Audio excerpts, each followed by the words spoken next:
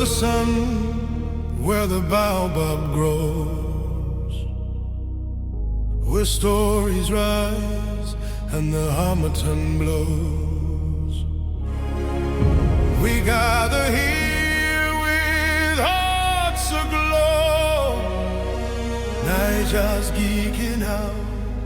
Let's start the show.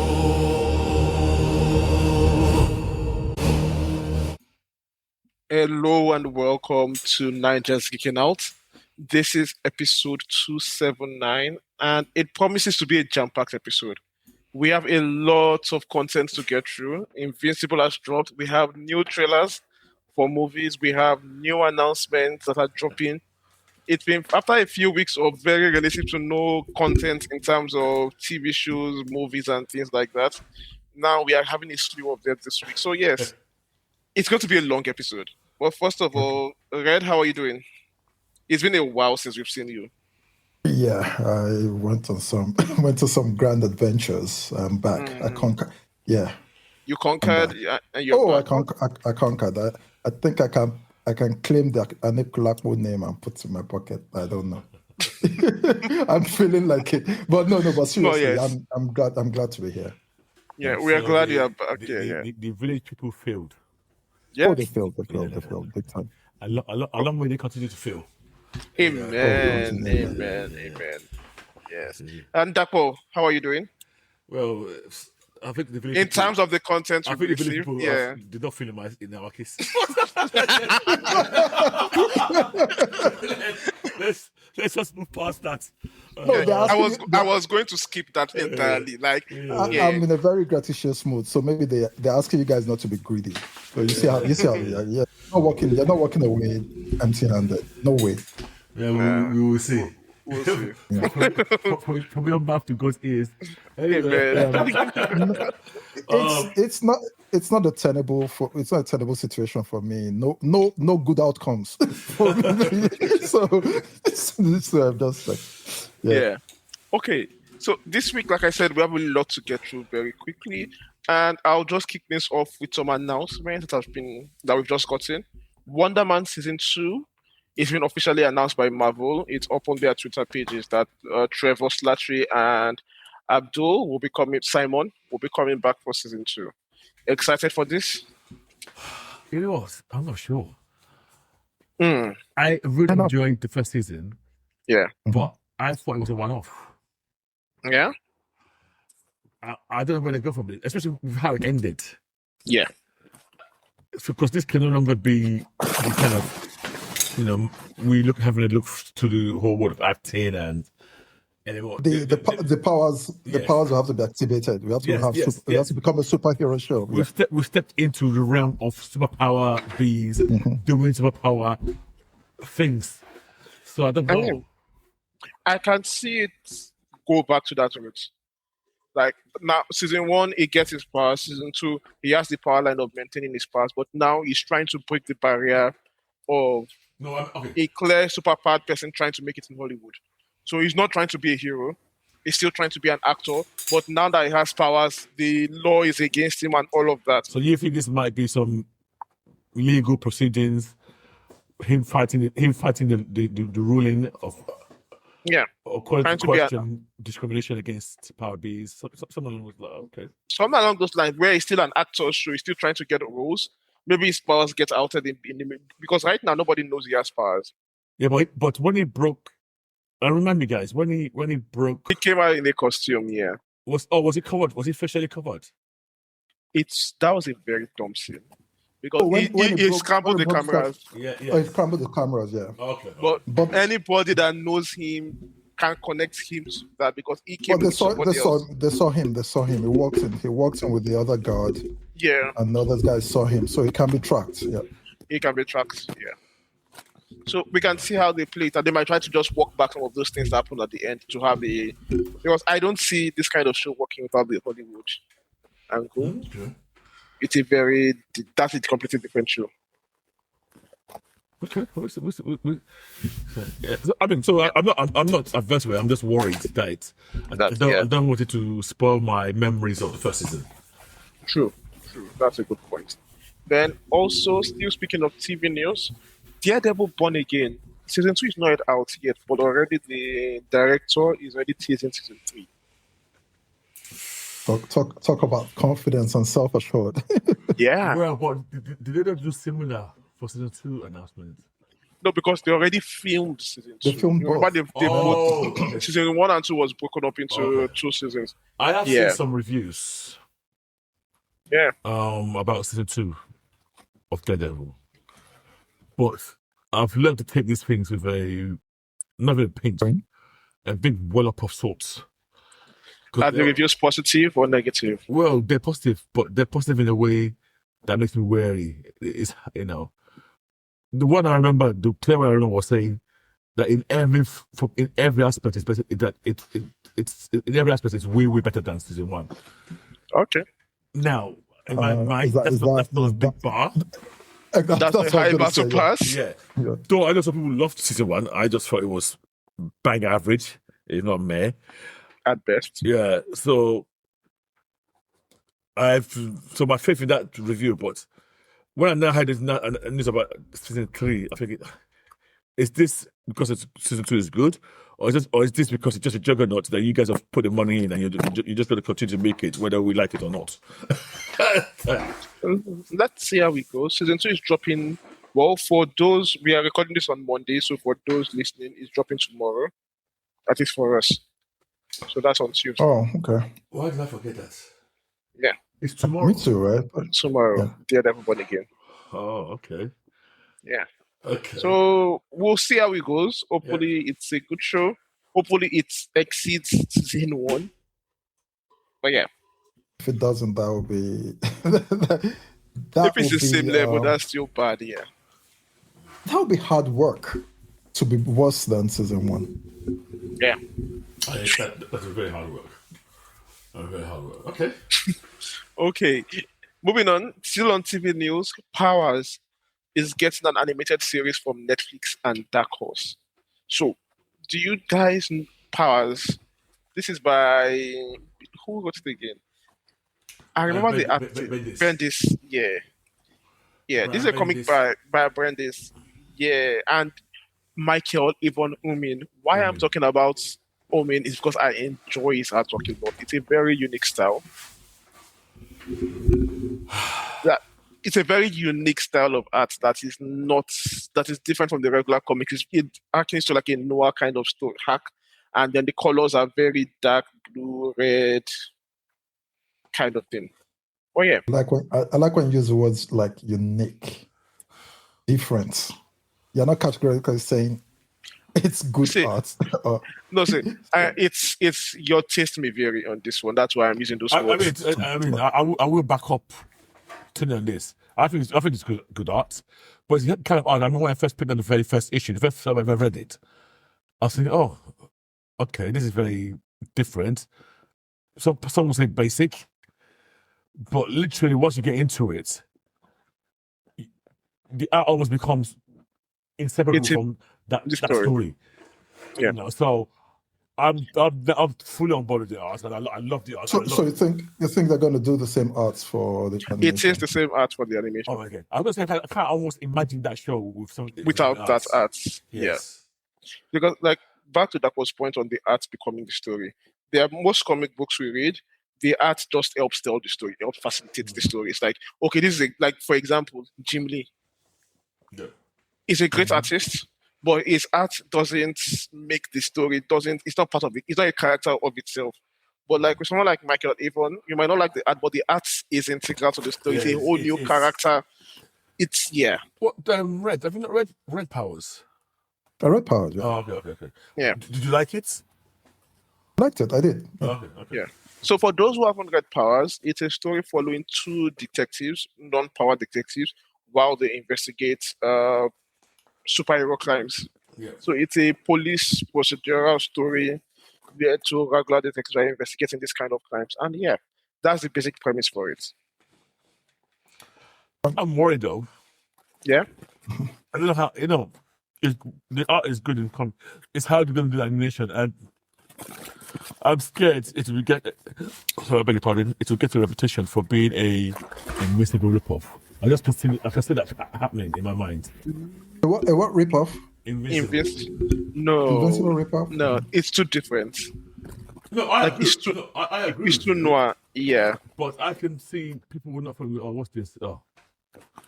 And it's also quite violent in a way. Yeah. Yes, so hopefully people can see beyond that. And maybe Netflix, again, I don't know if that's a good thing or a bad thing, and how much control Bendis has over. I mean, has Netflix really been terrible with animations?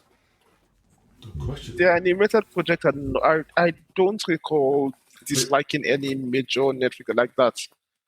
The Super Crooks, for example, it wasn't bad. The what? Super Crooks. Okay. I think still in Miller World, but like the Miller World stuff. But it was not. None of it is really. None of it. It's not. It wasn't great, but it wasn't something I would say. Oh, this thing is bad. You can't like. You have to give me that quality of animation for this one. What's that show that we all loved? I don't know why I'm blanking on that name. Blue-eyed Samurai. No, before that. The one Arcane. Yeah, Arcane. Yeah. Arcane. Well, even Arcane is not. I won't give that to Netflix. Arcane is a different level.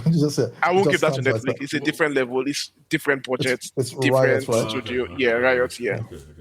So, but Netflix and animation, it's in solid hands. At least you can get a solid product. I think that was. What do you think about the Hercules one? Not the Hercules, the Thor one. What was that called? Was it Blood of Zeus or what was it called? Yeah. What was Zeus? Yeah, I remember that. Yeah. It was okay. I guess. You like the art? story was shit. Okay. No, you didn't mind the art? Okay. I didn't mind. I mind. I don't remember it. I thought so. I don't remember hating it. Live it that way. I didn't like that art. I didn't like that art at all. It was not. It wasn't a problem. Yeah, but in this case, the art should not be the issue. If Omen is the one doing it. Yeah, it shouldn't be the issue. Because they also did Castlevania. I'll give them that. So Netflix, they have credits in the bank for me for animation. Okay. So yeah. So Powers is coming out, and I'm really looking forward to that as well to see how that. Very random question. When you're talking about arts enhancing stories. Yeah. Do you remember who did Luther Strode? Oh yes. Ooh, that is another one. Did you Tunde, did you read Luther Strode? Yes. That is like in terms of violence. Yes.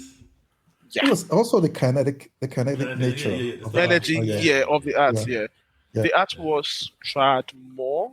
Yes. Okay. And I'm trying to remember if he has done another one apart from Luther Strode that it's memorable. He has done some one story, like all new Ghost Rider, 5 issues, Silver Surfer 5 issues. Marvel wouldn't let him do what he did with Luther Strode. Yeah, that's right. Exactly. Yeah. So, or maybe it takes too long. I can see something like that taking too long. Too long, yeah. In a way that's all these Marvel type might say, we don't have that long. No, that's fine. Okay. Yeah.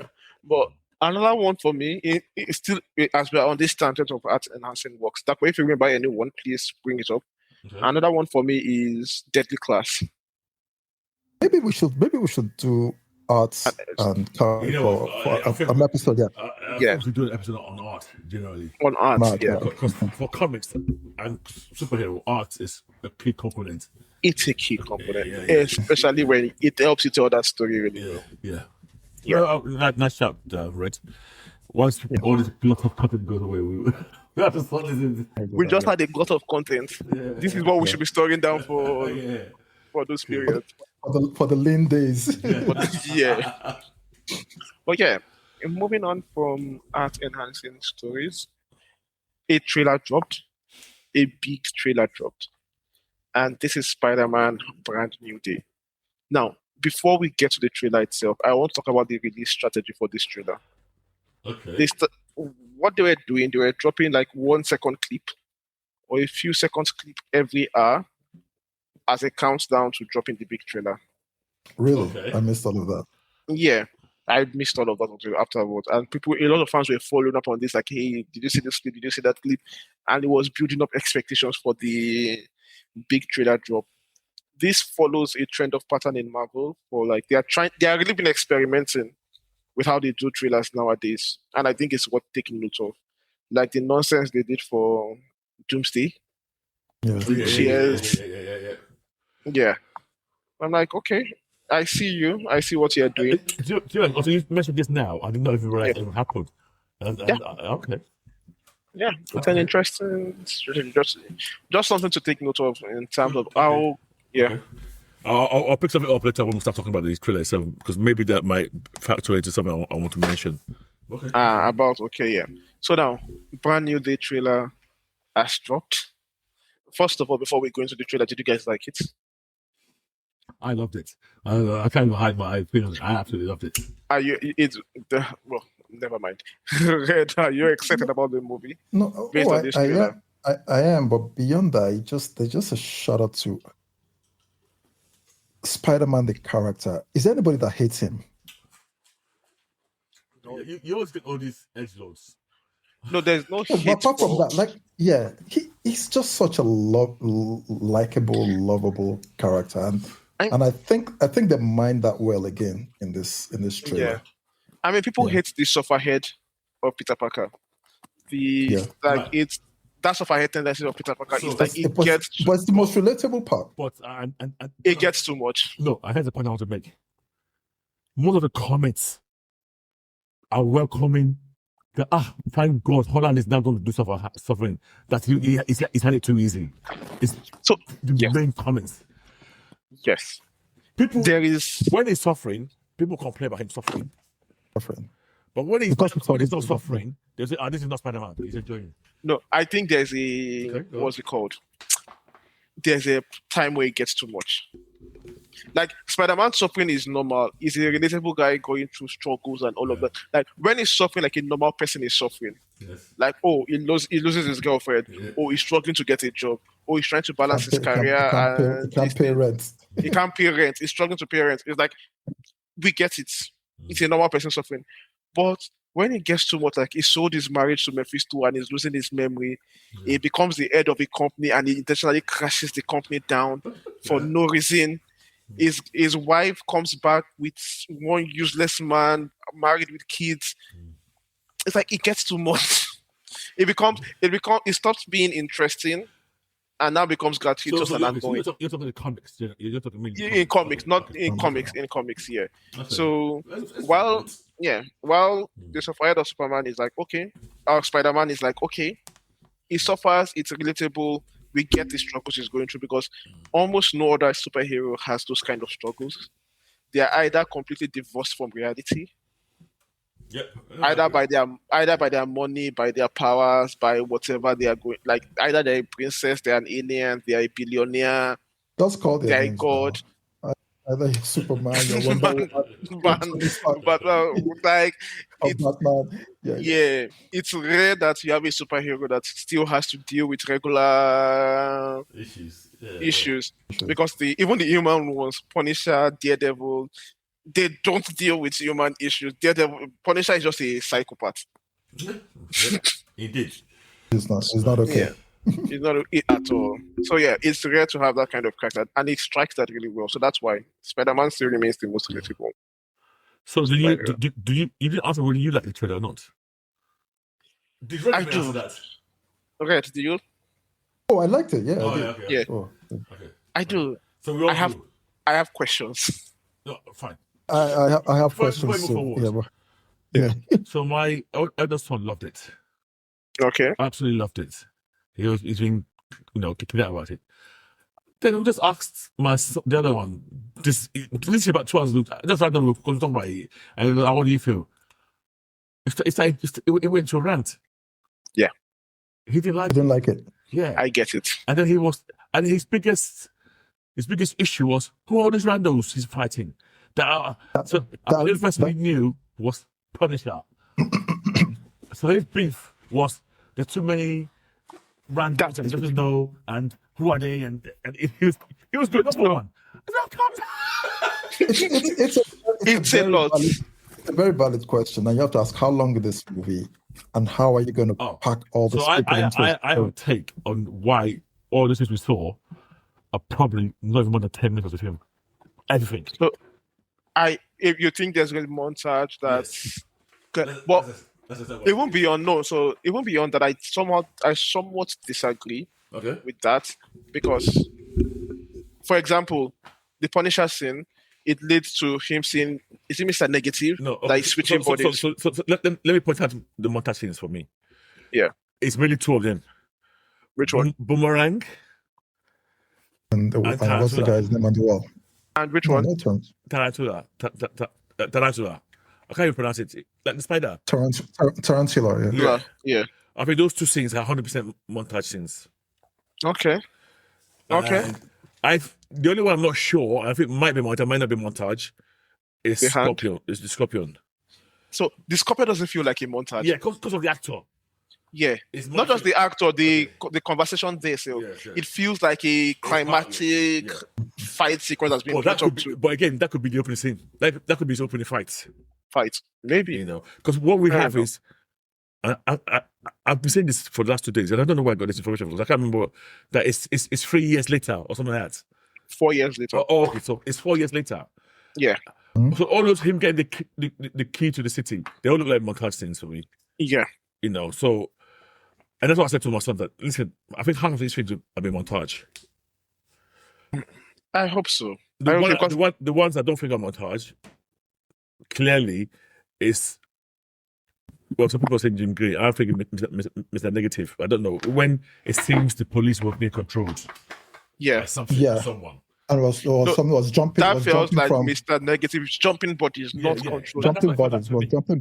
But a lot of people, there's this Jim Gray theory going around. But we saw. She doesn't jump bodies. She doesn't jump bodies. She's not really a good telepath. No. She's not even a good telepath. She's more about telekinesis than anything else. Okay. All right. Depending on what you call, but I won't go into that. What do you mean? Our telepathy. She has a good handle on. But it's never been a greater strength. She's nowhere near Professor X level when it comes to telepathy. I'm trying to remember Ickman's Omega level. I know telekinesis was for her for Omega, but I'm not sure if telepathy was also for her for Omega. I guess with the Phoenix Force, that would make anything. That would make anything Omega level because it's the Phoenix Force. But why would they bring Jean Grey without the X-Men into Spider-Man? So what's this thing called? The big theory about this is that one of the theories I've heard about this is that this is an X-Men movie. Yes. Masquerading as a Spider-Man film. And people have put a lot of weight on the use of the word mutation in the intro. Okay. And there's a character there that seems is known for what's the phrase? Anti-mutant behavior in the comics. Yeah. And I think it's been name checked in the trailer. Yes. That is this. If for guys who don't know, since we are seemingly jumping over, this is the guy from Severance. I've forgotten his name now. Tillman. Tillman from Severance. Yeah. The character he's playing in this show is a guy known in the comics for very strong anti-human sentiments, anti-mutant sentiments, and he's playing an agent of damage control now, which seems perfectly put to be that kind of character. So we'll see. And then there's the Jean Grey theory. Yeah. Oh, and also, so that ties into then the mutants. Rogue or no Rogue in the boss. Yes. So even if it's not Rogue, it feels like a shot designed to fitting. So my feeling is, when I saw that show, I said, nobody who knows anything about comic would have put that person sat there wearing green with that white streak in her hair and not know that is where fans are going to start reacting. So you think it's an intentional misdirection? Yeah, I don't think it's her. If you're being honest at all. But it's something to get people talking. Yes. Yeah. I think it was so I'm 100% sure on that. Okay, so they feel like there's a lot of X-Men bits and pieces scattered into this particular trailer. But yeah, so before we go into this, and I want to just cover where we are now with this particular trailer. It seems like it's 4 years after the movie. Peter Parker Spider-Man has been working on his own, basically for these years. And then we're having him deal with the fact way more stronger than I expected. We are seeing Mary Jane and Ned in this particular trailer. We are having him deal with the loss of them. He moves to their neighborhood. Mary Jane is dating somebody else. who people are saying might be Paul. I hope it's not. That won't make sense. It will make sense, but I really hope it's not Paul. It's just a random person. How old would they be? 21, 22 at this point? No, not married, dating. Yeah, but that doesn't make sense at all in terms of somebody that we never. Don't let start ranting. Yeah. Let's move on. Yeah. So she's dating somebody else. A lot of this story is him trying to reconcile. From the trailer, a lot of the character beats, the personal character beats, are him looking at that. He does it, and surprisingly, at this point, he knows nobody. He has nobody. Not surprising. Nobody remembers him. Nobody remembers him. Yeah, but I think to this point, it looks like he's not even trying to build new companionship. Which it's 4 years. I'm thinking I think one of the themes of this film might be he's purposely sacrificed his personal life for Spider-Man. Save Spider-Man, okay. And that he's not converted any friends. It's partly why he's not even trying to reconnect with these guys, even though he's longing to. But maybe every time he thinks about it, he probably remembers how close they came to getting hurt. That is my first question mark on this trailer. Okay, go on. I like Sofa-Head Spider-Man when it's relatable. If this is where they go through, I don't like it. So that's my biggest question. At the end of No Way Home, what were your thoughts on what when he walked away, when he went to meet? They were going to reveal himself back to. No, MJ. I was fine. No, I was fine with him not revealing himself back to MJ. I said, you know what? I'm going to do Spider-Man. I'm going to be Spider-Man for the next 4 years. Okay. But if it's just all for the past 4 years, he does nothing with his life, and it's just Spider-Man and still pining. And he's still punishing himself exactly for losing those relationships, not trying to move. Like he's stuck in that particular bubble. Okay. I'm like, this is a bit too much. This is a bit too exaggerated. This is the kind of stuff I hear that I don't like. I can almost bet that is the case. Yeah, that is why I said it's my first question mark. Based on what I'm saying, it looks like it, but it's a problem for me in terms of like, it feels unnecessary. I think it's the case. Yeah. My hope though, and this is based on known facts. This is purely a wish from me. Mm-hmm. Is that MJ is in this film for very little. That hopefully, I pray to God we get a Gwen. See, I would love a Gwen. I was hoping we would move from MJ to a Gwen, but Marvel, looking at real life, Marvel is not going to do that. This is Sony movie though. Sony is not. No company is going to do that because of the real life connection of Tom Holland and Zendaya. One, they are married now. No. People love that relationship a lot. Like, see, let me put it this way: fans will be so pissed. Fans of this particular movie will be so pissed at anybody that breaks up Peter and MJ. Well, they are not pissed enough to punish them. Pissed enough to punish them. Punish them at the box office. Somebody in this film. They are going to hit that guy. So that relationship cannot last. Yeah, but that is why a Gwen can come in for him while she's with him, and then but Gwen will be hated. That's their problem. No, I'm saying that not their problem. I'm talking about from fan people who react negatively to Gwen in this particular context. The same way that people would react negatively to MJ in Amazing Spider-Man. Imagine if we had an MJ in an Amazing Spider-Man when Emma Stone is still alive. Okay, so let me give you. We've had this scenario in a film already. Which film? And people do not hate the Gwen. People didn't like MJ in the original Spider-Man. Which Spider-Man? In the first one, Tobey Maguire. People did not like MJ there. MJ was not a likable character there, and it was Bryce. Bryce Dallas. But I think that was more of the person that acted the movie. The person MJ wasn't that relationship wasn't like the favorite relationship for people. It was a very annoying relationship. As a fan, like once they introduced Bryce Dallas, a lot of people I know, even myself, I wanted him to end up with Gwen there. I think personally. Okay. Yeah. What I'm saying is that imagine in Amazing Spider-Man 2, what happens there is that Peter and Emma Stone, they break up. And then we have a new character as MJ. Imagine the kind of reaction people would have to that kind of storyline when there's this particular chemistry they've fallen in love with. So that's why I said they won't want to sacrifice that chemistry for a new character that would just end up being hated. I'm not saying that. I'm not saying that as a reason, Sean. I'm not, but I can see where Tila's coming from. But I'm not.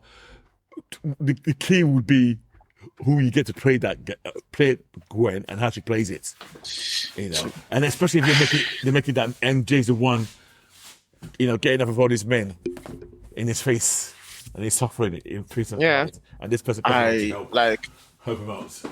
I can see the room in Marvel exec office as a writer. So have you seen that particular meme where a writer suggests something and they throw them off the window? That is. That's the exact thing I'm saying. That hey, let's break up MJ and Spider-Man. So what do we know about? Okay. What does this trailer open with? Remind me. So the big reveal of this trailer is the mutation. Okay.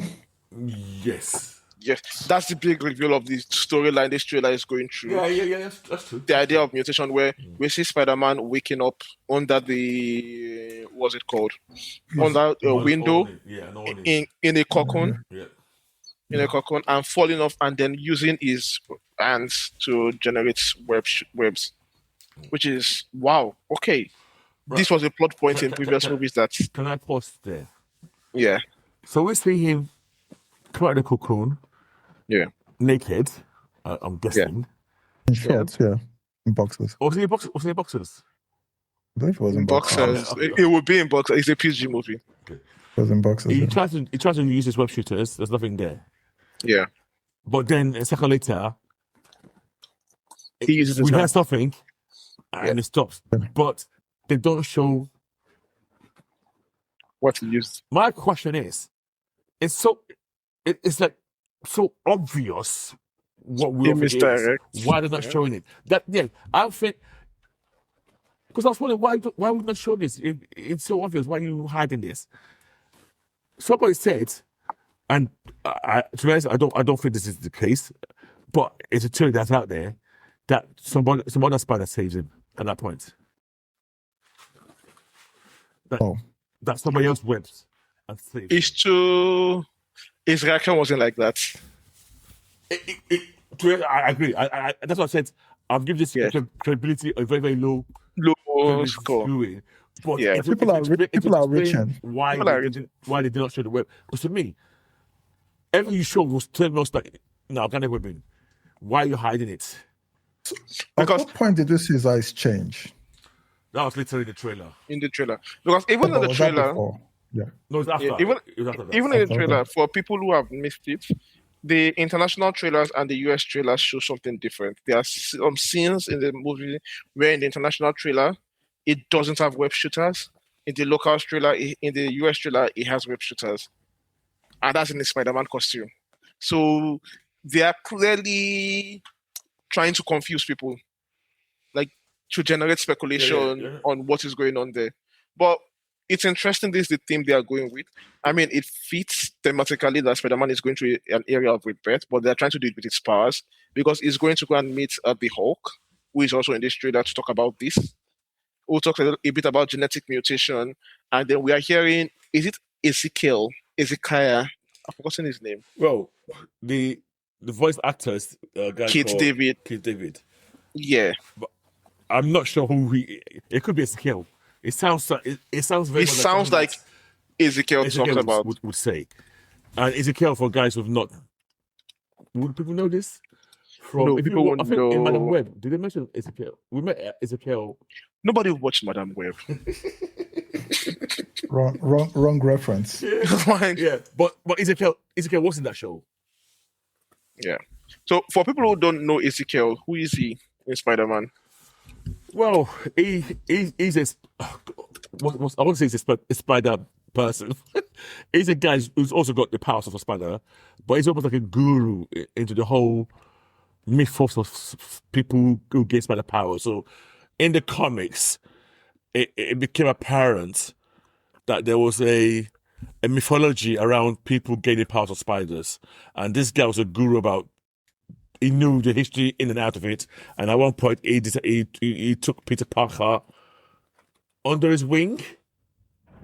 Yeah. And trained him. And I don't want to get into the Morlan issue, but I'll just call him a Spider-Man guru type character. A Spider-Man guru type. So, yeah. It fits in all those mythos. If you're into the mythos and lore of Spider-Man, like the Madam Web, not the movie, the character in the comics, Cindy Moon, that's Silk, Morlun, and the rest of that, the Spider Totem Pool and things like that. Yeah.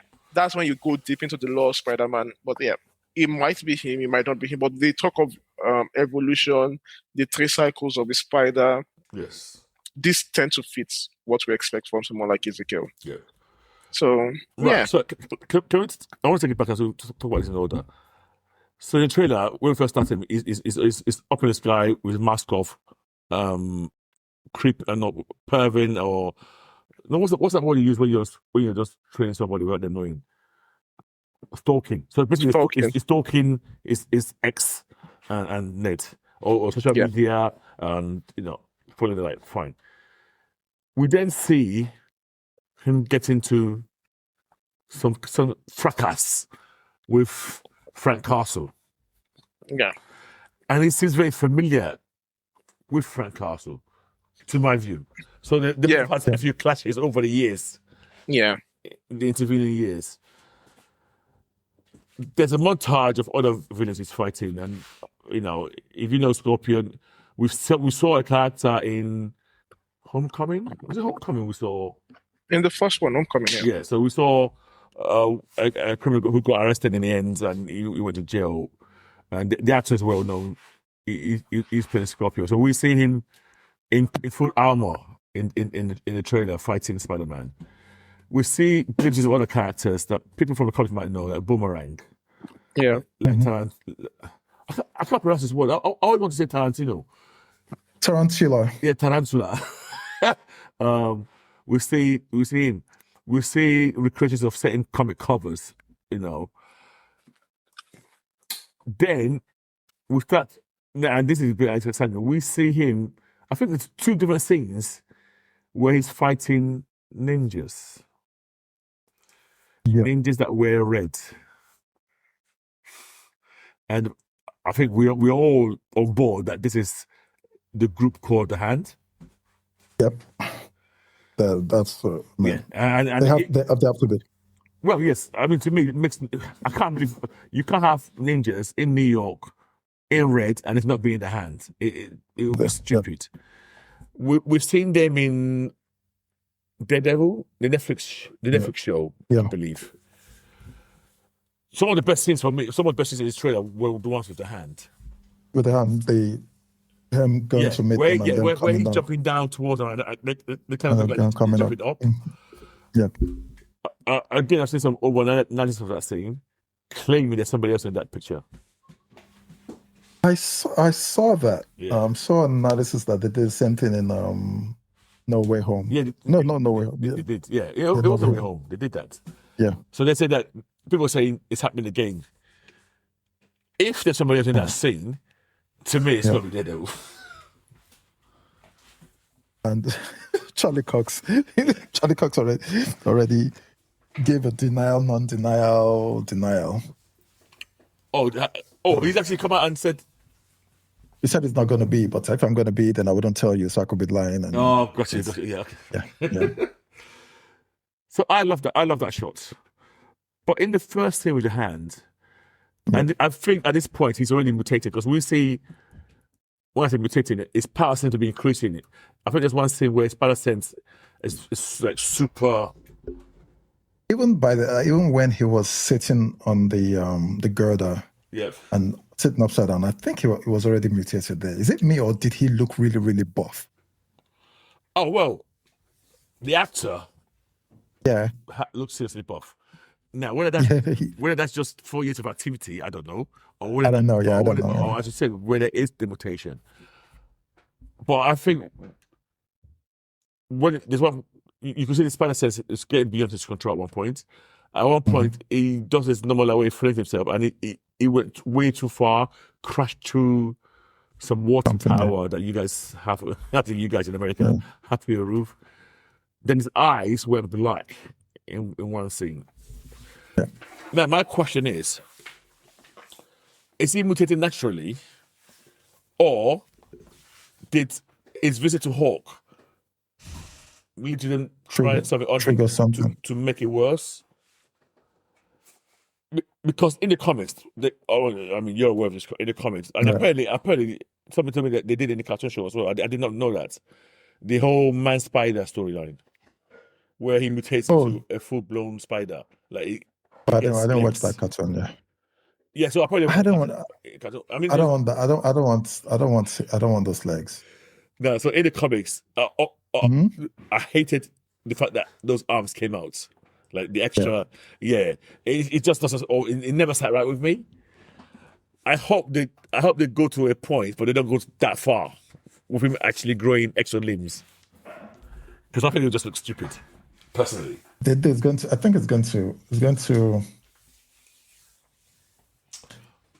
I don't want it. Let me just put it that way. Yeah, but Tunde at one point said, Kex, that he saw something about there is body horror aspect to this movie. In which movie? To Spider-Man. Talking Spider-Man. This one. I think somebody was talking about.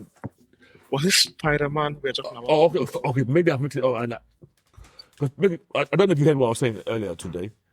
Yeah. I was saying it seems they're taking elements from the man spider storyline where. Yes. And I think Red and me both agree. We don't want it to go the full route. Yeah, I don't want 4 arms. Yeah, exactly. I don't want extra. Yeah. That's a bit me and Red don't want it. Either. I don't want any of that here. Yeah. Okay. Which makes it interesting that they're going this route in the first place at all. You know what? I think it's interesting if you go the road because it's almost like amplification of his powers. Yeah. Without the 4 arms, it's just like, his strength is increased, his strength is increased, he's touching. And then we get scenes like when the hand, I think that lady, I don't know who that person was, tried to hit him with a sword. And it kind of webbed both and kind of, they're just trying to show that he's now super attuned, super faster, I guess. I'm okay with all of that. Yeah. My question to Red was, is this natural?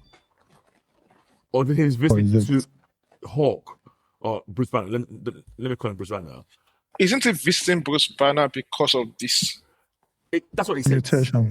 But I saw a scene where they were scanning him. Yeah, so where was he getting scanned? Who was scanning him? We don't know. Maybe either Ezekiel or Bruce. We don't know. Okay. Yeah. But this is interesting to see.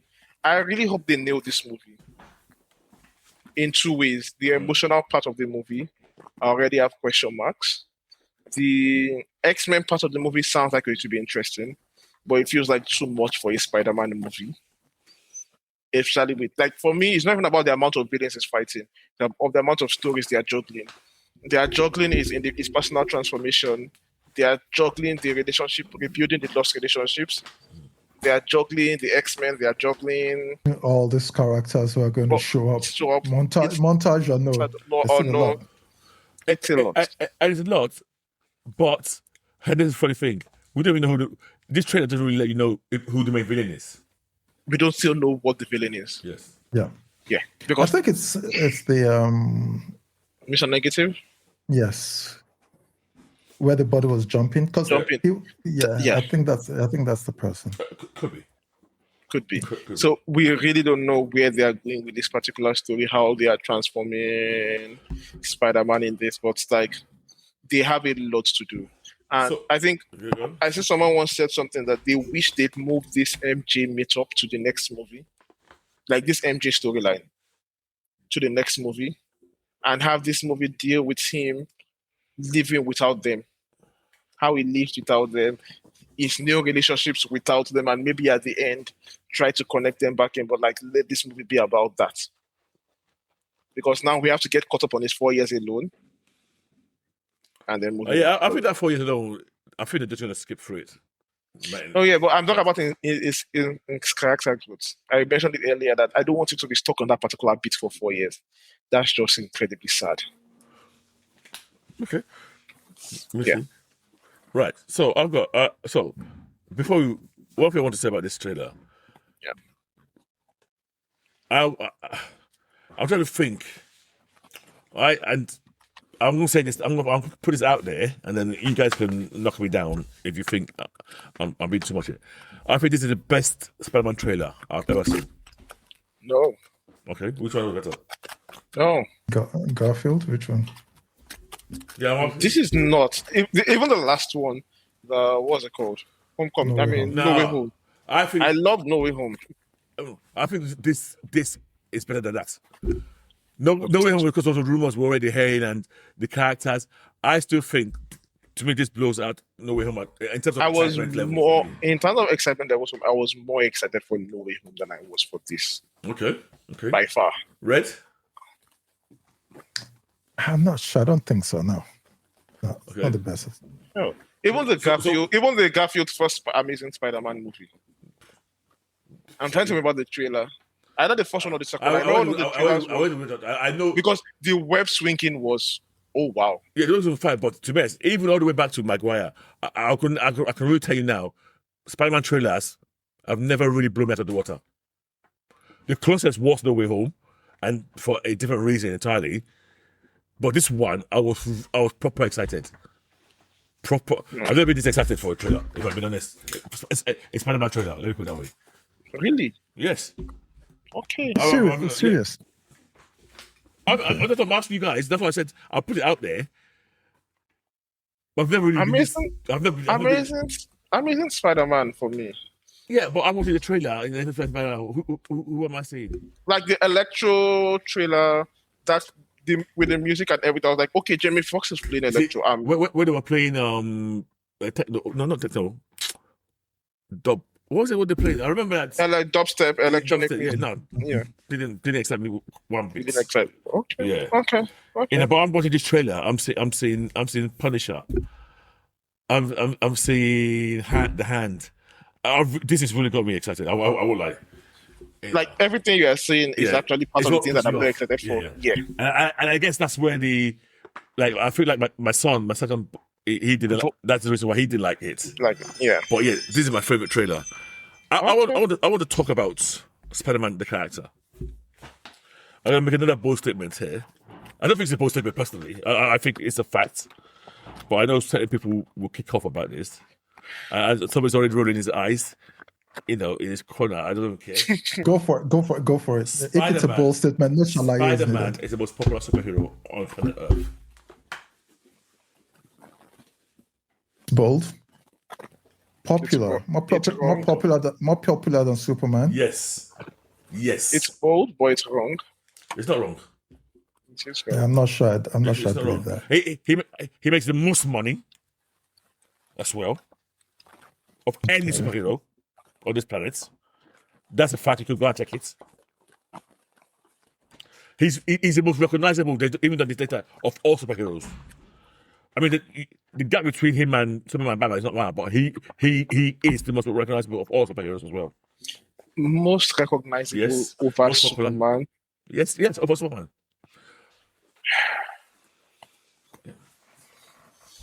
I'm like, I don't know.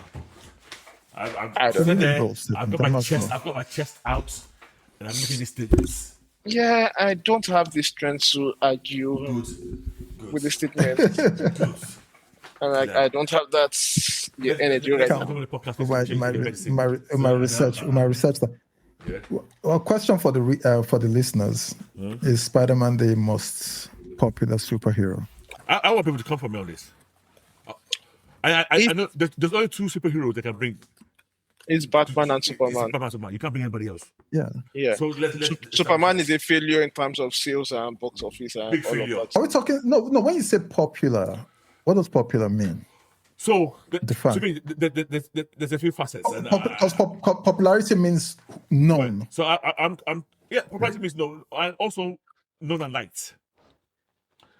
That's popular in terms of. I still think the Superman chest symbol is still more of a recognizable icon. I'm telling you now, if you go to almost anybody in the village, I show them Spider-Man, I show them Superman, they will know Spider-Man. I'm not saying they won't know Superman, but they will not. There's nobody that anybody that doesn't know Spider-Man, we don't know Superman. I'm almost sure you can see it the other way around. I'm not sure you'll find someone that knows Spider-Man and doesn't know Superman. So okay. So let's take what you just said. So at the very worst case scenario, you're saying that in terms of recognition, they're the same level. No, in terms of recognition, I'm still thinking that you might find people that know Superman and don't know Spider-Man. Okay, so we're splitting recognition versus popularity. No. Yeah. So I'm saying even recognition. I'm saying Superman doesn't have Spider-Man is exactly the same level, if not higher. Then I'm saying Spider-Man is more liked and more popular than Superman. He makes more money than Superman. I don't know what you're doing, and just accept this fact. And I know your instinct is to fight. Yeah. Put your instinct in check for once. The only person that can really challenge him in terms of making money is Batman, and it's not even close. I want to check the stats. It's not even close, but I can see. Okay, Batman is also, because to me, Batman is more popular than Superman in my mind. When I say popular, again, I mean people stand for Batman way more than they stand for Superman. Because I want to talk about these trailer numbers as well. I know that's where you're going to with this trailer. because of the numbers. That was the layout. That's a long. I know that's where they are going to. But like in terms of, for example, now I'm trying to do breakdown comparison. Like for example, name recognition. Yes. I think Superman still has more name recognition than Spider-Man. Like when you talk about superheroes in general, you are talking about Superman. They have done the surveys, worldwide surveys, where they've done this question. It's online. And this is not from this year. This is like from like 2-3 years ago. Which surveys and who is doing this? All these YouTube surveys and all of that. No. It's worldwide. I can share it because I don't know. Please. You know what? I've done this before in the past, but I'll take that again. Yes, please, because like you can't talk about the concept of superheroes there are a lot of characters that you cannot talk about without talking about Superman. Let me explain something to you. And I'm not disagreeing with you that Superman is not up there with Spider-Man. But Spider-Man, see, the problem is Spider-Man's been around, I don't know what, since the 60s, right? Superman's been around since 1938, right? Yeah. But in terms of penetration in the last 30-40 years, Spider-Man has penetrated, whether it's the cartoons, whether it's the games, and way more than Superman has. No, yeah, I agree that in terms of output over the last, but in the modern era, output makes it more recognizable. No, I'm saying that even with that level of, like, even with that output of Spider-Man edging everybody else, like in terms of sales, in terms of games, in terms of cartoons, in terms of all of this, it's clear Spider-Man has more out there. Yeah, which also made it way more recognizable. You would never define Spider-Man as the archetype of superheroes. You can never. That's the thing right now. When you say superhero, you're talking about Superman. When you're defining, as in for anybody. Stop. You're talking something different entirely now. Nobody's talking about who's the architect superhero. I say one is more recognizable than the other one. I'm not saying. It leads to recognition. I'm saying that if you're going to recognize any concept of superhero anywhere, the first thing that's the name recognition I'm talking about. Like anybody in the world knows about superheroes, knows about Superman. Who's the architect? What you're asking the question is, who's the architectural superhero? Yes, it's Superman. I'm saying that who is recognized as like if you're talking about no. As a superhero. I didn't say who's recognized as a superhero. I said who's the most recognized character between those two. Whether it's you are adding that the caveat. Okay, let me remove the this thing. which character has more awareness in the world globally today? Yes. It's Superman. No. See, because even for people that do not care about comics in any way, shape, or form, they know Superman and they know Spider-Man. And they know Spider-Man. More than they know Superman. I'm not. I don't think so. I don't buy that. Okay. Like, I would give you every other category. Like, in terms of even modern era, in terms of like, okay, what are people searching for right now? What are people more talking about right now? Spider-Man. But when you say a global awareness of what everybody, like all 8 billion people in the world, yes, which person do they know? Who has more people that know of them? Yes, it's going to be Superman. Nope. It's going to be Superman. Nope. Okay. Nope. Okay. Nope. You can die on this hill with that bloody trailer of yours because the trailer numbers did, how much? 700 million, which is almost double the last movie trailer. 71. Yeah. I suspect they are counting the clips that they did. Well, they must be. They must be because that number, it's illogical. I know I watched it like 10 times. It doesn't matter. People watch Endgame trailer multiple times. People watch, like, it's not the... Yeah, but Endgame was the highest until... After this. No. Endgame was highest before... then No Way Home beat it. Then Deadpool and Wolverine beat it. So I'm saying... But beating those ones beat it to like... 50 million, 10 million, then 5 million, something like, incremental beating. Increases. This one is like generational. Yeah, this is like double. It's almost double. So the numbers don't make sense. Like if you beat it by 50, 60 million, I would say, yeah, that makes sense. But this is what I'm saying. To me, this trailer, in that first day, I don't watch it 10 times like this guy said. Because remember, we're talking about it within the first 24 hours. Yeah. So it's more about people, oh God, instantly watching it, it's because it's all in 24-hour periods. It doesn't, so it's like how quickly do people watch it and get so excited that I want to watch it again, or I want it again. I think that's the key thing. Like, I'm trying to think of what a trailer, I guess Endgame would have been the one that I remembered in my mind. Sorry. Even Deadpool and Wolverine, because there are a lot of TDPs that you say, I'm catching this. So it's not sheer popularity. I mean, it's the popular character, but these numbers cannot be explained by sheer popularity. No, if his character that was not liked, that will reduce his numbers anyway. No, obviously. It's liked and the trailer was gone. Let's give that another chesty moment. Call it. How many billions? Oh yeah. How much do you think he's going to make? All right, so when I saw the trailer, I was good around shouting 1 billion. I've decided that I don't want to be a coward in my life. Okay. I want to be out there with full chest. Yes.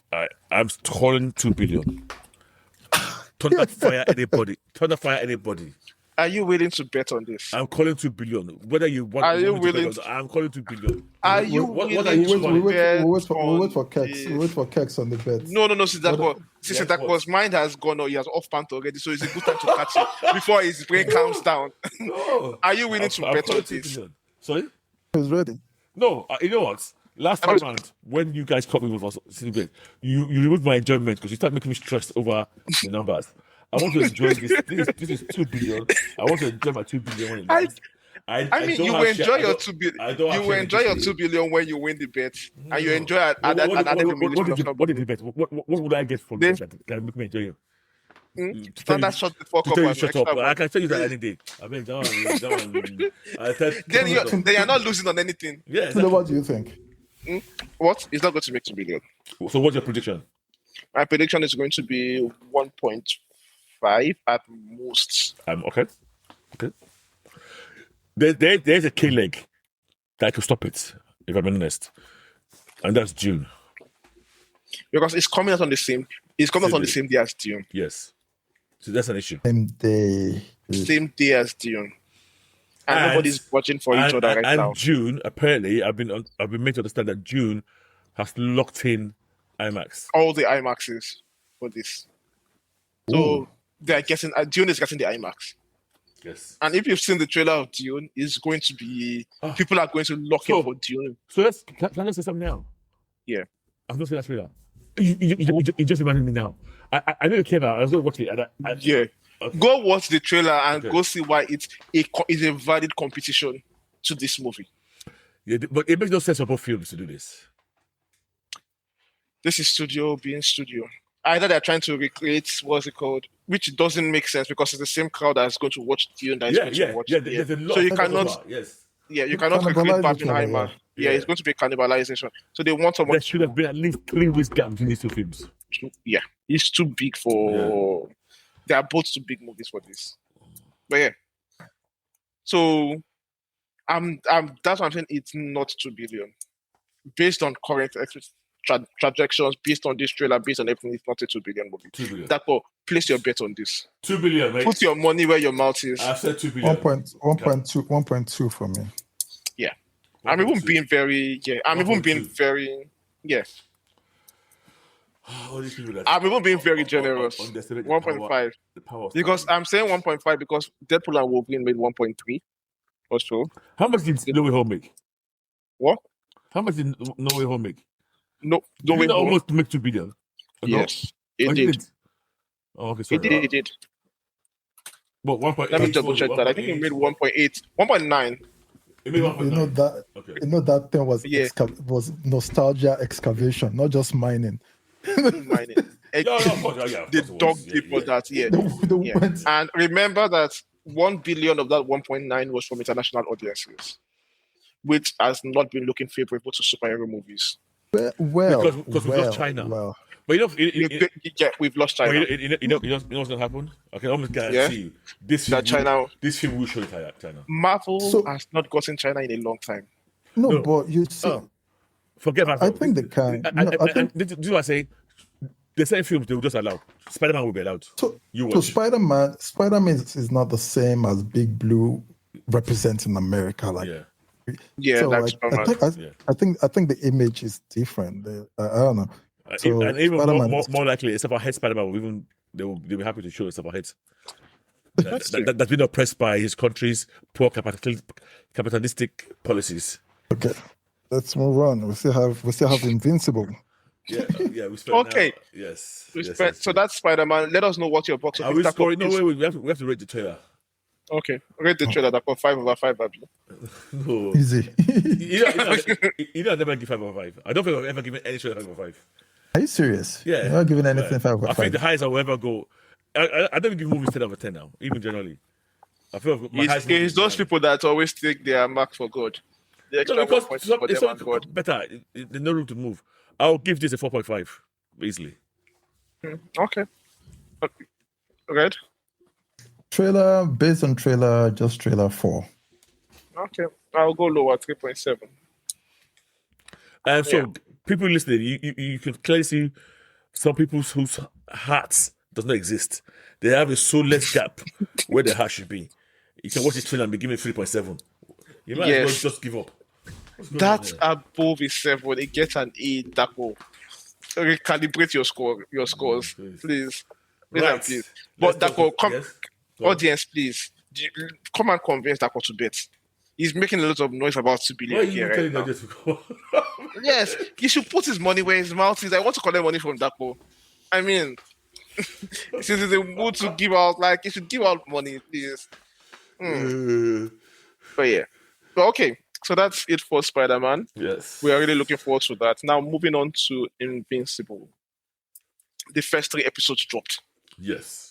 Launching the season 4 of this particular animated TV show we've been enjoying. Yes. So I'll quickly run through just episode highlights and then we'll just discuss, pick and choose our topics. Yeah. Go for it. Yeah. The 3 episodes figured recurring threats that we've dealt with in the past. Mm-hmm. Episode 1 introduced the Sequids back. Yes. We saw they were not dealt. The situation was not rounded up in the last season because there was one person that got away. Yes. Now we have a new season where they'll come back as a bigger threat again to be dealt with. In this same episode, we are introduced to Dinosaurus. Yes.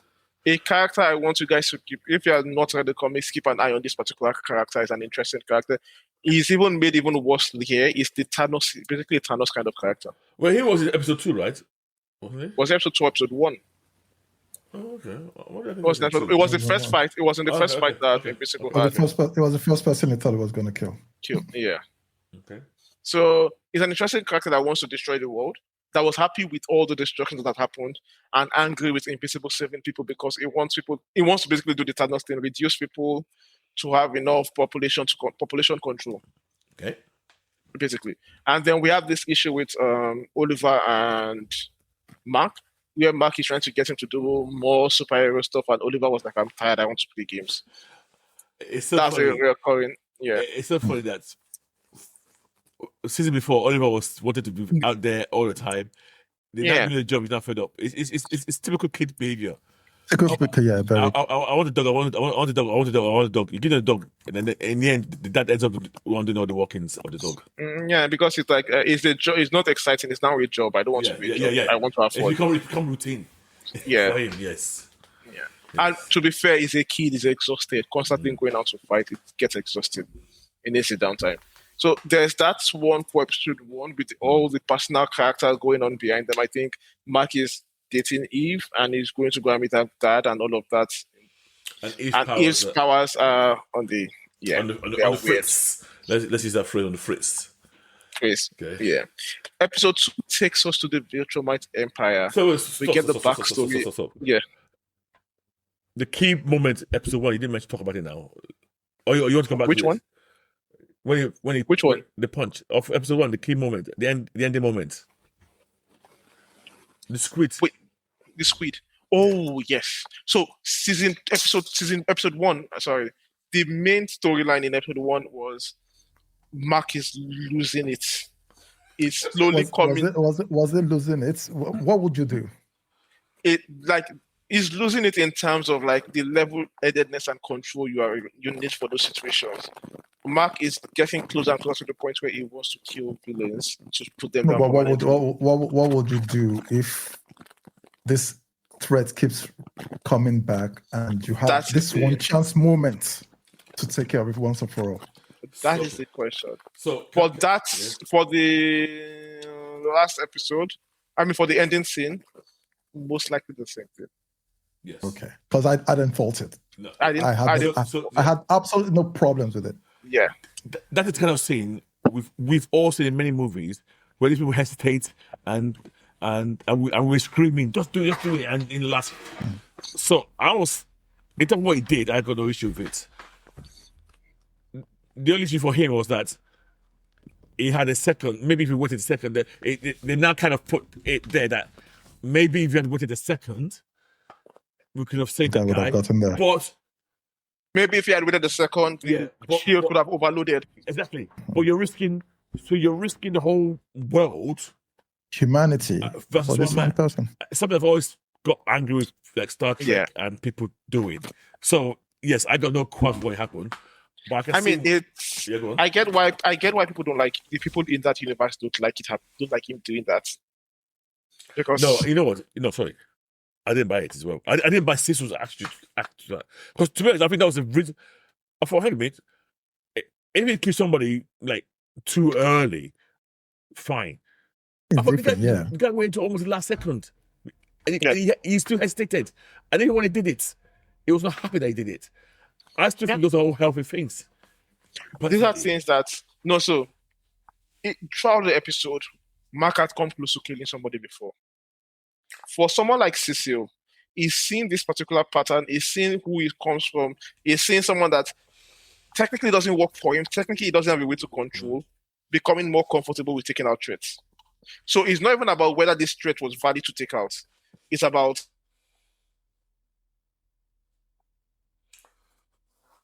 Mark being that kind of person that is willing to kill threats, people they view as threats, than the secrets. Like in terms of what is more dangerous to him, that is going to be worse for him. So I think he would be happier with a Mark that hesitates and things go to shit and they fix it, than a Mark that kills. But they're not guarantees they can fix that shit.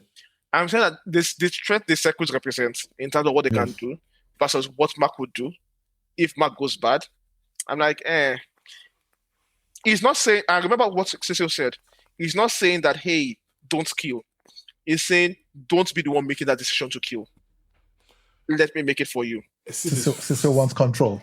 Control. She's full of shit. Full of shit.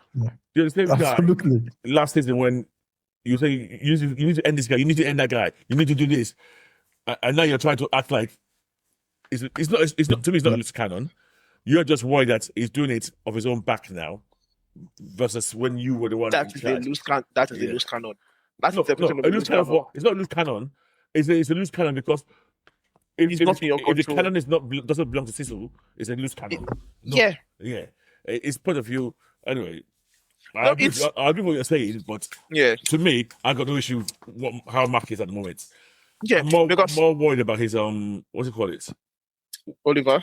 No, Mark. It's PTSD. That's what I'm worried about.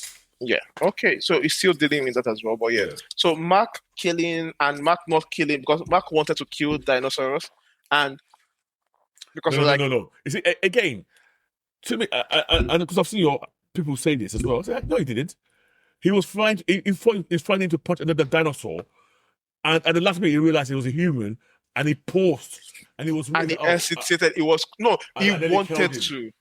He held him there, and he was considering it. Not that I'm not saying he was going to do it, but he was seriously. Yeah.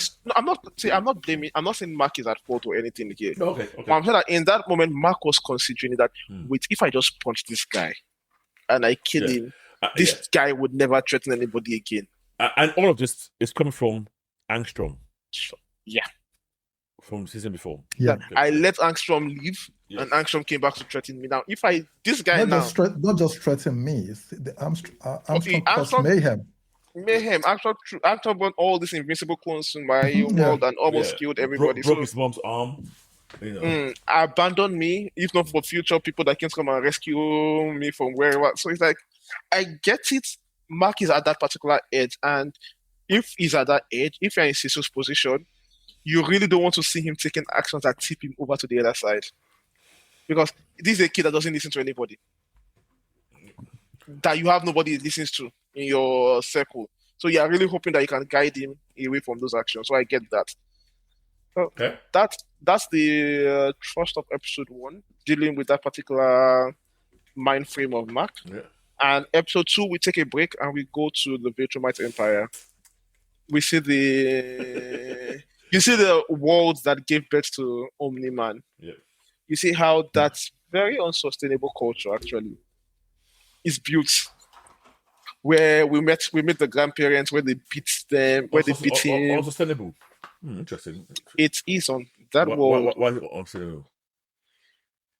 The idea of power above all, like you need to be super strong to rule, means that you're going to systematically kill out everybody that you're going to value strength above brains. Yes. Yeah. And that so it becomes the incentive for the power for that unit for that world is to become strong, not intelligent. And intelligent people. No. But they're not mutually exclusive. So surviving. So that's where you get this wrong. It's survival of the fittest. A lot of time that includes brains. And let's be very clear, survival of the fittest is what happens on Earth. Yeah. It just happens that our superpower was our brain. Yeah. Where your own level, the people who are smartest in that planet are also part of.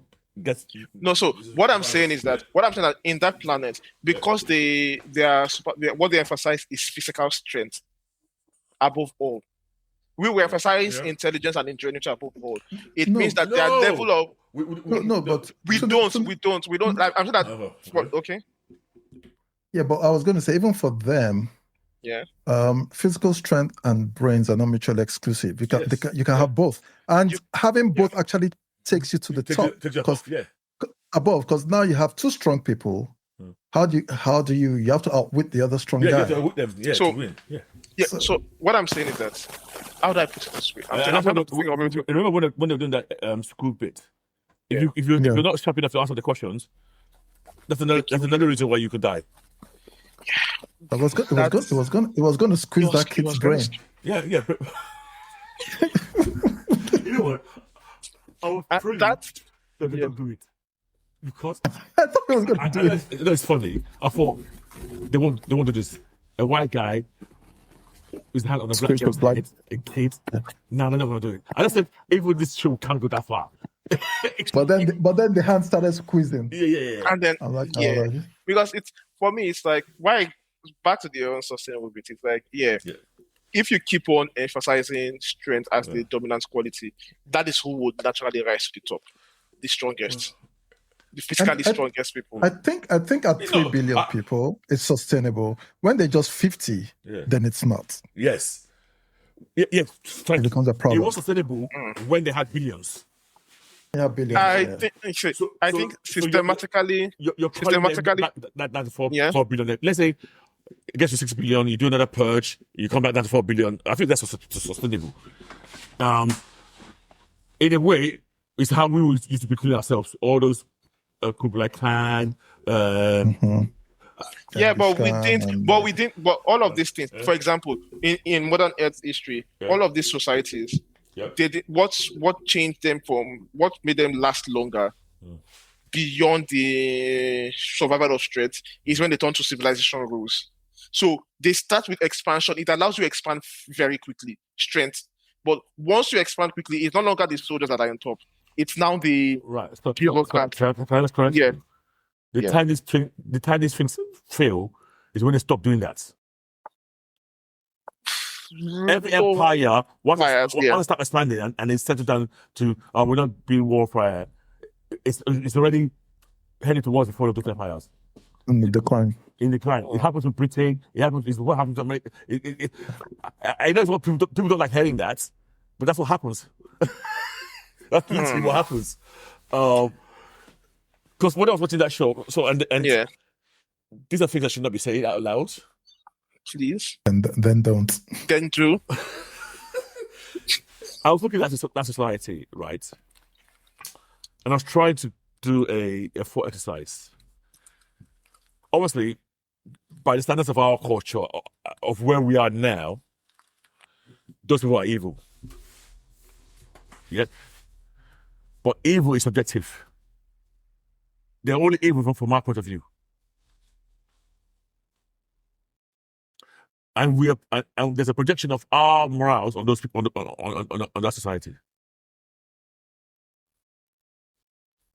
Everything's not quite all. I'm on mute. That's why I muted. That was why. I'm not quiet. I disagree with your take. Okay. I disagree with your take on this. I think they are evil. It's not a matter. I don't think they are. No. I'm not saying. You will think they're evil. I agree that you should, but that's your perception of them. And my point was, because we are who we are, and we have our own values, and we will judge people based on our own values. So yes, they are evil to us. But that's what I said. I did the thought exercise. That evil is subjective to our point of view of what is right, what is wrong. To them, it's not evil. Fair. It's like saying that you are basically arguing that evil is relative. Is. Honestly, is. I don't think so. Let's stick to let's talk about Bill from White, please. Yes, please. I'm going to be the one that brings us back. So back to Future Might. Yeah. This idea of the only valuable thing for your society is dominance. Like your strength, you assert your power through your strength. No. You need to, if you want authority, you need to kill the person above you to get that authority, because that is what happens in this thing. If you want to prove yourself right, you need to prove yourself right by your force of strength. So it just means the strongest people would always be on top. But people that would otherwise you're overemphasizing force of strength. There's also guile, right? There's guile, but guile is smart. So you are otherwise killing off. So for me, for this, you are otherwise killing off people that people that have better ideas but don't have that strength. So you're otherwise cutting off opportunities of good. Okay. So today, from your society, if you kill half of society, right? And the key factor was let's fight. And whoever wins, the other half dies. Yeah. So there will be some weak people who are clever that will die. But there's also a lot of strong people who are clever. Base level, who are also clever, that survived. That's a good thought experiment. Yes. So if you kill half of society and let's kill the weakest people. Yes. And let's leave the strongest people. Yes. Versus, let's kill the dumbest people. Let's leave the smartest people. Versus, let's kill the wicked people and let's leave the good people. I'm saying that if you compare what is remaining, let's use empirical evidence of what we've known about the greatest warriors who ruled. How many of them have we been told that categorically, beyond being strong, we're also very, very savvy? I can tell you Temujin from Genghis Khan from Chinese emperors. Take Alexander. So all the greatest warriors who ruled, beyond being strong, they don't emphasize strength as the only way to power. They do. For themselves. But that's how they also held strangleholds on their societies and how they ruled. So what I'm saying is that for those people that ruled and that ruled for a while, for themselves, they said, because I'm the strongest, I'm ruling. But they don't build a culture where you have to kill to be above. They had a strong cadre of bureaucrats and people that ensured the system worked properly. No. That's not always true. It's true. Otherwise, it's not a sustainable society. How did Genghis Khan get to the throne? So this is my issue with you is safe. Do you know? It's not. It might not be ideal in terms of it could go faster, but is it sustainable? Yes. Genghis Khan killed his uncle, who killed his dad. Then, when his brother started showing any signs of being a threat, he wiped his brother. He wiped his brother's family and his kids because he didn't want anybody. So after Genghis Khan dies, the entire empire already wasn't so stable. Like, let me put it this way now. His grandson, the fall of the empire of whatever he started building, started with his grandson Kublai. Who started emphasizing brute force. Yes. Look at societies. Yeah. Look at societies that sustain themselves longer. These people you're mentioning, they were at the peak of these societies, right?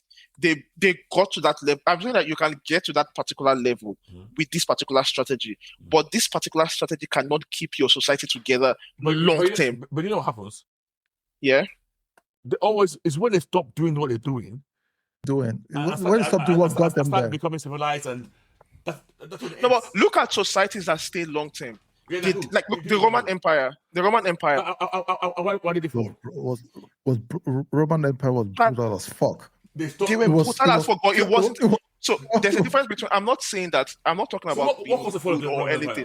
I'm not talking about being good or anything. I'm talking about like being what you emphasize as the incentive for rising in your culture. Yeah. Roman Empire for the longest time. It was not the soldiers that ruled. It was their internal. It wasn't the soldiers that ruled. It was the Senate. The Senate had a lot more power. The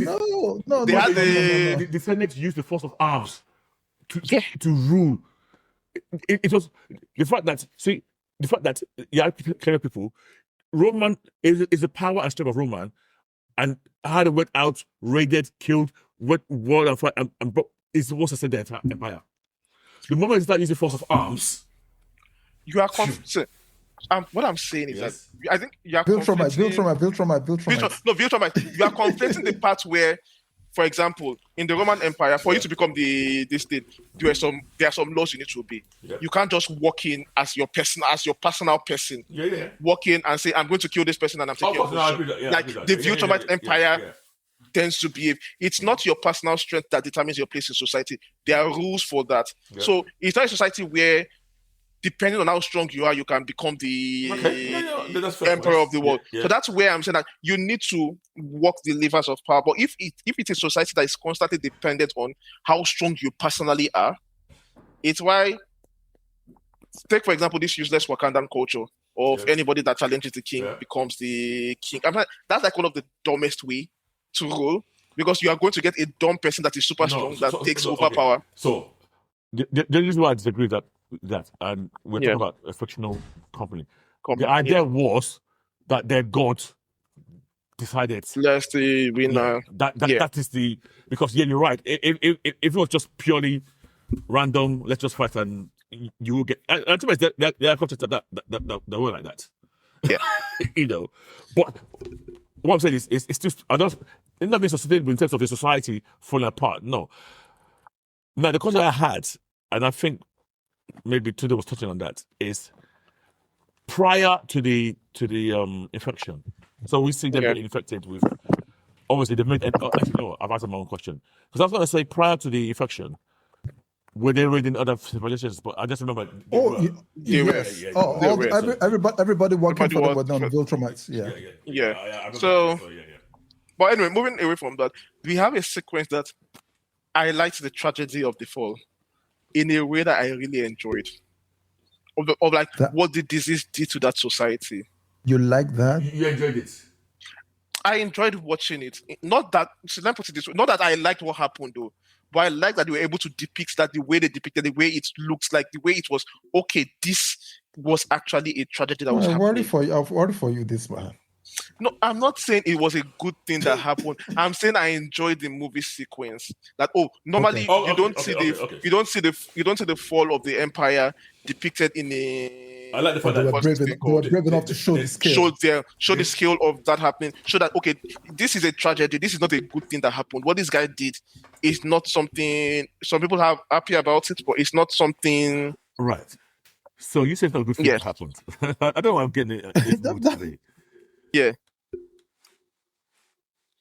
For everybody else in that empire, it's a good thing. Okay. Yeah, I'm not from the point. It's not something that you are. They don't shy away from showing that this is a horrible action. It's going to result to a lot of good for a lot of people, but the action in itself, it's basically the destination of an entire. My question. Yeah. So this is very nice, and I like the fact that all the bodies now form the ring. The Saturn ring, around the planet. That was cool. Yeah, no. My question is, this is like, so we saw that the guy who's leading the coalition was the first person in years to kick back against their whole culture, basically. The culture. So I guess he was the first woke person on Viltrum. I don't understand how many people before him, even had those kind of thoughts he had. So, okay. Probably took off their heads once you asked. So let me take a step back. And this is all me. This is nothing to show. I thought to myself, these people are aliens. That even their whole body, their whole wire, the way their emotions work, the way it's totally different from us. I was thinking, what are they actually incapable of thinking the way we think? I mean, Nolan disapproves that automatically anyway. So put that to one side. Actually, all the Viltrumites disapprove that automatically in the books. Okay, in the books. Yeah, if you remember what happens later on. So then it's purely, but because I would have liked them to take it to a level that this is actually alien biology at work. Not just no empathy. Not just culture. It's culture. It's because. Within human beings, we have people who have. Guys, don't come for me if I get them wrong. Sociopaths. Yeah. Who just through no fault of their own, they have zero empathy, and they will tell you they don't say anything. They can read that how you feel bad. They say, well, okay, fine, but they will. That's what they can't feel. But because they know they get punished if they act on the way they want to act. They know how to live within the rules of society. So I was just imagining, what if that was a whole planet of sociopaths that they're born that way? Born like that.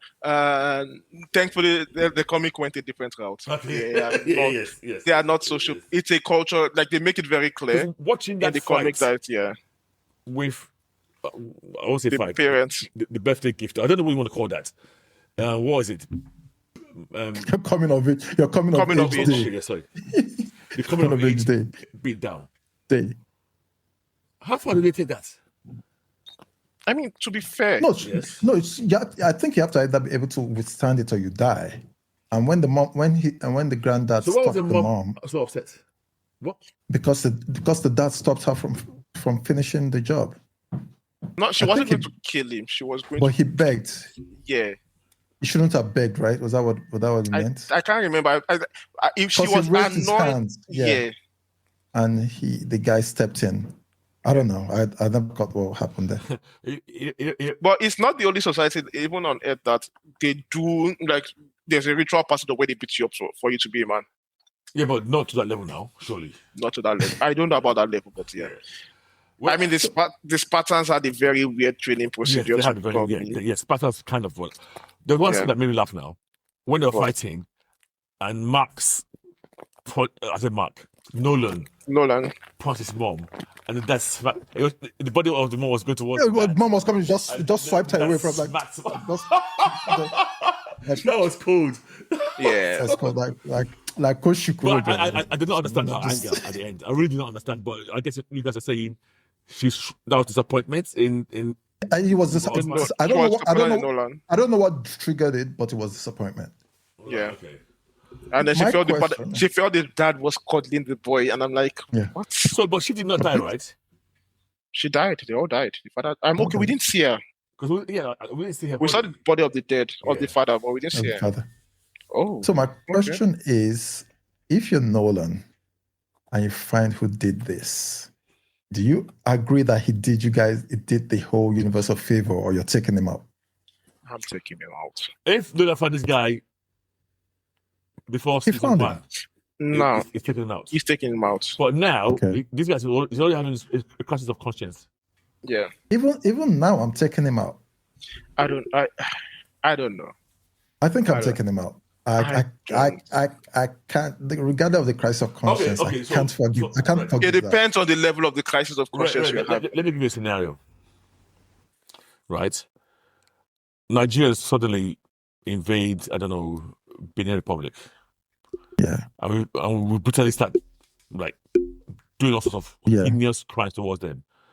And then one of the Benin persons creates a disease that affects only Nigerians.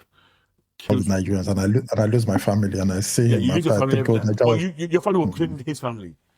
And then, I'm going to kill him. And then years later, it's not the same. No. Much years later, you now realize that this is this guy. You're going to kill him. I'm taking him out. The good person will stay. Even though you know in your mind that it's your own family that were wrong. It doesn't matter. The good person will say, break the chain of hatred, break the cycle of violence. Don't take him out. I won't. Nah, fam. I won't kill him. That guy wiped out a whole race. Sorry. That's genocide. Actually, sorry. I forgot one key factor. And he's making a new one to do it again. Well. It was Nigerian. Yeah, it was one of them. In my senior, I was saying, is it Benin? No. I'm like, no. I get why he thought he had to do that at that particular level because of the threat there. He's probably horrified by then, by his own race. Yeah, I'm not wiping everybody out. Oh no, that was his plan. That's the plan. I'm like, it did that, and goddamn. And then you ran away and started living chilled life. Yeah. To a Viltrumite, I don't think I'll have any qualms with them killing him. No, I don't. I don't think he even cares if they kill him anyway. Yeah. I don't think I think he's quite happy to die. Yeah. But it's like, for me, it shows that even in this particular, because we are so used to wars in comics and in fiction where the good guys do good things to win. And they win because they do good things. And the bad guys will do bad things, and they lose because they do bad things. This is a war where the good guys, and I'm using air quotes, they win because they did something horrific. Something that is typically a bad guy. It's a war. Aligns with him and all his they get to write the history afterward of what happened. Yeah, which is okay. And in that episode, we see the books then hunting down the things that can harm Viltrumites.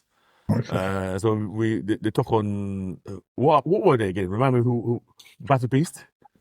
Battle Beast, Speed Racer. Oh, yeah, Speed Racer. Space Racer. No, Space Racer. Space Racer, yeah. Space Racer. Speed Racer. Man. 100 years, It was 100 years. Yeah. Jeez. I'm not forgiving shit. The Predators. or whatever the Ragnars. Yeah. So basically, they were finding things, and then the most incompetent Star Trek. So was that guy just incompetent, or he was a saboteur? No, he was just incompetent. I honestly don't know. He graduated from Starfleet Academy. I don't know what Kirkman was trying to say with that, because that was clear Star Trek. That's Star Trek. To the costume, to the head, everything. One was Diana Troy, one was Data. Because he called one upload, or no, it's not upload. Yeah. He called one, almost called on Troy. I mean, what's going on here? And they were rubbish. They were rubbish. intentionally rubbish. Yeah. So it wasn't. So that was that episode. We get the background. So this is setting the stage for the rest of the season of the Ultramite War. Yes. Which is we are getting ready to see that. Are we getting that this season, or we're getting that? We have to get that this season. I think it has to be this season. Yeah. Yes, this season. I think it's this season.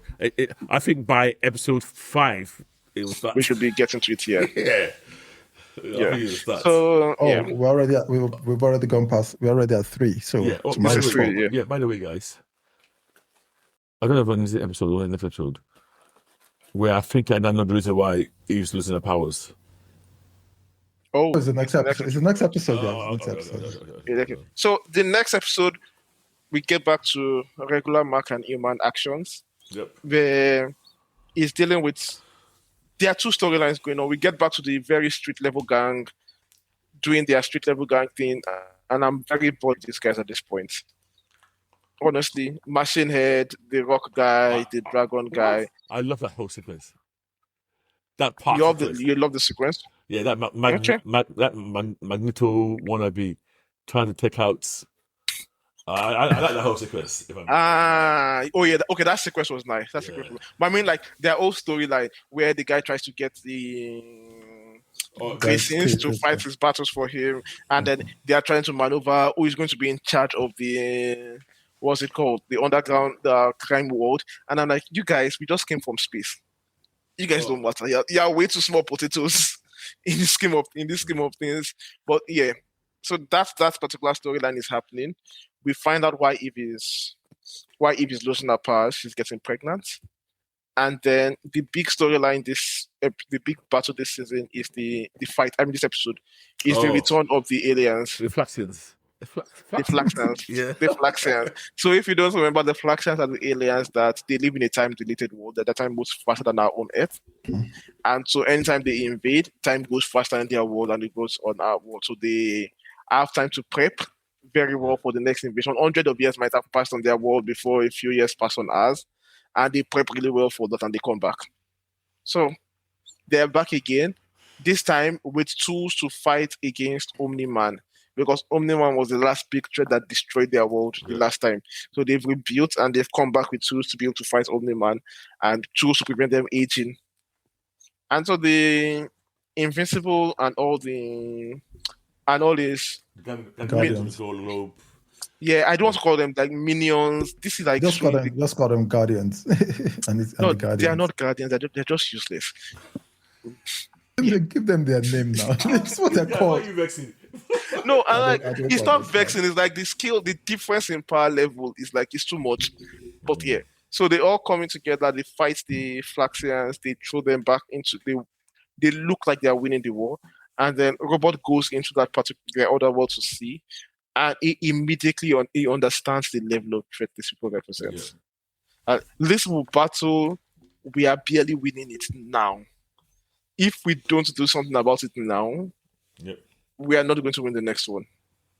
Because these guys will have more than enough time to build up counters before we can get ready to stop them. And so he tries to corral all the Guardians to join him to go. But only him and Monster Girl cross over to the portal. And if a noble Flaxian sees what is about to happen, a return of what Omni-Man did to their planet, and sacrifices himself to shut down the portal, trapping Monster Girl and Rex on the other side, which leads to its own very interesting storyline that we might not get this season. But yeah, it's funny. You know, I told you that I don't remember a lot from the comic, and even this episode started, I remembered. I knew. I said, yes, this guy's gonna get trapped. Yeah, on the other side. So I can't remember this instantly. It's weird. I kind of like the Flaxians, weirdly. Like the way they keep on coming back and keep on trying again. But, and first of all, they came in, they didn't realize about the time dilation issue. They came up with a solution that was a wearable solution. Which did not work. Now they had this emitter on the other side. So I keep on thinking, they keep on progressing. I enjoy them as a threat. I prefer them. I can tell you that right now. I do not like the Sequoids. Yeah, I don't like the Sequoids. I prefer them to the Sequoids. Yeah. I've always had an issue with those type of parasite that can get out of control type. They make me feel uneasy, even when watching it. Really, because I always think you can never really get rid of that threat. Yeah, that threat is... Yeah, to hide away somewhere. And you are done. Yeah. And a reasonably smart version of that particular threat would always keep one far away. Correct. Yeah. What happened in that episode is purely just to end them as a threat. But a reasonable version of that threat would say, okay, before I start attacking here, one of you go to another continent entirely. Yes. Or else you put 5 in, you put 1 in every continent. Everywhere, and then everywhere. You go to the guy's mouth, you stay inside this. So just go there. Hide it somewhere before you do anything. So but that's why they are so. But for the Flaxians, they represent a different trait that their evolution is faster than ours. And if we're not careful, these story soldiers that we think we can beat easily, we will not be able to fight them again next time. Yeah. Oh, so the next time they come, we won't be able to beat them. Yeah. We won't be able to beat them. Yeah. I mean, because to be honest, if you look at the destruction Omina rained down on them, and they were still able. Yeah. It did that in season 1, right? Yes. Yeah. It's been a long time. For that society, it's probably like 1,000 years or something. I don't know. Since that happened, and it's probably even longer than that. Actually, it has to be longer than that they had. Yeah, because Onima spent years in that other world, and it was like an episode because he came back with a beard. Yeah, he came back like a month later. Yeah, with a full beard. Yeah. And for him to grow that full beard, it takes him a very long time to grow a beard. So yeah. Anyway, that's the Flax. I'm looking forward to that particular storyline play out and what that means for Invincible Comics going forward. But yeah, this is the first 3 episodes of Invincible. Do you guys like it? I loved it. Any issues so far? My biggest issue was not just Cecil moaning about Mark's opinion. The fact that the Guardians of the Globe were also doing this. A lot of the characters were all on, like, talking about it, and I thought it was a bit over the top, Because Cecil and Donna were discussing it, the Guardians of the Globe were discussing it, and then Mac himself was stressing about it constantly. He's a kid. He's still a kid. He's still a kid. Well, you need to get over it quickly. In World War II, his mates, 14-year-old people were in the war. That was a real traumatized. It's a real traumatized. I might not be as empathy. Empathetic about it. I'm not going to stress about something if I've done the right thing. Me and my son today were discussing the trolley problem. Yeah. And you are always going to press the button. Yes. And then I realized something about when I'm discussing it. When I scale up the numbers, they find it easier to press the button than when the numbers are low. So when I said kill 105, they were when I said kill 10 million or 1 billion, they were very quickly to say, no, you have to kill 10 million to say 1 billion. And if you kill what, 10 million or 1 billion? Yeah, if you press the button. Oh wait, so humans are less. So I've learned this thing that we don't understand scale of numbers. Yeah, 1 of 5 means I can actually think of 5 people in my life and 1 person in my life to do that. But when it becomes a statistic, it becomes abstract. And it becomes easier to do. Yeah, it's easier to do. And I find it weird. It's human nature. We only care about what we can visualize. You can't actually visualize 10 million. So it just becomes a random number for us. Okay. Yeah. That's why nukes are not the solution to world peace. It's a number. Well, yeah. Okay, right. That's it. Yeah, we will pick that. We will pick that up later. We'll pick that up later. Yeah. But yeah. Right. So, guys, what's your ratings for this? All 3 episodes as one. And if I'm going to put all 3 together, I think I'm going to, at the moment, I think I'm going to keep it like just a nice 3.5 for me. Yeah. Because to me, I still think we lay the groundwork for what's to come, personally. Oh, I'll give it a 3.8. The one thing I like is, I don't like the sudden come to Jesus moments. Yeah. I kind of like the slow Omni-Man's regrets, or no regret, not regrets, but his rationalization for why he did what he did. I like how that is slowly turning around. I mean, to me, he's questioning his whole upbringing. It's a hard thing to do. You've been born one way, and he must be like hundreds of years old. So it's not like he's really old. Yeah. Imagine one of us trying to flip our entire worldview to a Vegemite worldview. I mean, not that cool. Well, red. Imagine trying to flip your worldview to a Vegemite worldview, and learning that is the right way to live. Imagine how difficult it would be for. It's gonna be. In real life, and just apart, I think today is right, because it's also why I believe there's always be a generation divide between human beings, because you get to a certain age, you don't change your mind. You might adapt to live in the society, but not necessarily agree with the new viewpoints that are coming up. Yeah. So as you said, for Omni-Man to even consider that fact. Consider that. Am I wrong? In what I did. Yeah, I'm sorry. I guess. Imagine taking something so fundamental to your identity, and saying that is wrong. Wow, that means you are saying you've been wrong your whole life. It's a tough thing. So, but I like the way they are handling it here. It's not somebody punching you in the face and saying be good, and you decide to be good. It's actually a process. But yeah. So that's Invincible. So 3.5 as well, I think. It's not excellent. It's not. It's just okay. Yes, sir. I said 3.8. Okay. So we're not too far. We're not too far off from it. Yeah. Okay. Cool. My favorite episode though was the Virtual Man episode.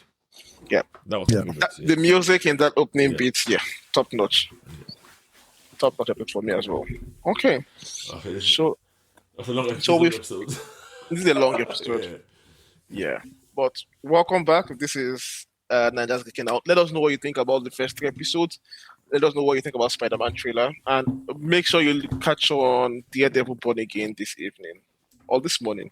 Depending on where you're listening. Yeah. Tonight for me, actually. I think I might cancel my Disney. Hey, let's say our goodbyes. Goodbye. So goodbye, guys. See you next week. Right. I'll see you guys next week. Yep. No, not next week. I'll try next week. I'm not sure. And once again, guys, thanks for listening, and we'll see you later. Boom, boom, the drums are